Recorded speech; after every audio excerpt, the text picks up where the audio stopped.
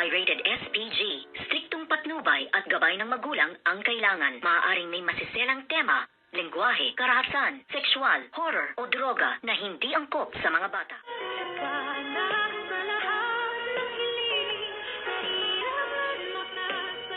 Good morning and welcome sa aking munting channel. Labis-labis ang tuwa nito ngang si Doktora Annalyn Santos nang malaman nga niyang si nanay at si tatay niya ang magkarelasyon na, at nasabi nga dito ni Doc RJ na tanging si Claire nga ang siyang naging dahilan kung bakit nga na-realize nilang dalawa na mahal pa nila ang isa't isa. Dito naman ay nasabi ni Doc Annalyn sa kanyang nanay ay masaya ka po ba, nay? At sumagot naman si Miss Let ng tango na oo, masayang masaya ako. At nasabi naman ng ating bidang si Doktora Annalyn Santos, sa ating tatlo ay ako ang pinaka masaya, kaya't dito nga ay nagyakap ang tatlo at buo na ang kanilang pamilya. Dito naman ay naiyak itong si Josa at si Chang Susan, lalong-lalo na ang ating bidang si Doktora Annalyn Santos na nag-uumapaw ang puso sa sobrang tuwa dahil sa wakas nangyari na ang kanyang matagal nang hinahangad na mabuo ang kanilang pamilya. At dito naman ay papasok na sa Apex Medical Hospital ito nga si Doc Katie, si Doc RJ at si Miss Lynette Santos nang bigla ngang makita niya Zoe at nang demunyitang si Moira, at laking gulat nga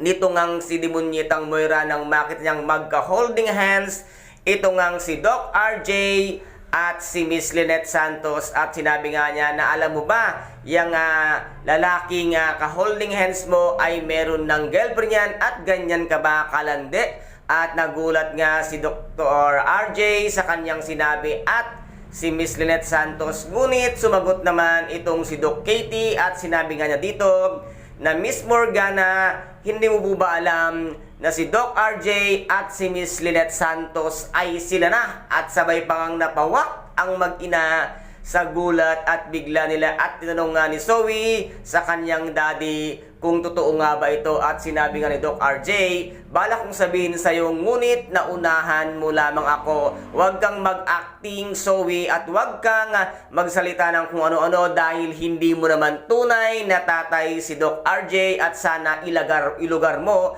ang sarili mo kung saan ka nararapat na lumugar. At dito naman ay nagtanong ito ang demunyitang si Moira kung paano daw ito nangyari. Si Claire at si Doc RJ ang magnobyo at nobya, at sumagot naman ang ating doktor na si Doc RJ na wala akong dapat ipaliwanag sa iyo. Kaya dito ay naiwan na namang tameme at supalpal ito ngang demunyitang si Moira. Kaya guys, ito po ang ating pakaabangan at ang mas pinatitinding kaganapan dito nga sa abot kamay na pangarap na kung saan ay napaka-intense at kapanapanabik ang bawat eksena. At kung nagustuhan po ninyo ang aking videos for today, paki-subscribe na lamang po ng aking channel, paki-like and share para maging update kayo sa lahat ng gagawin kong videos. Maraming salamat po. Ingat, God bless and bye-bye!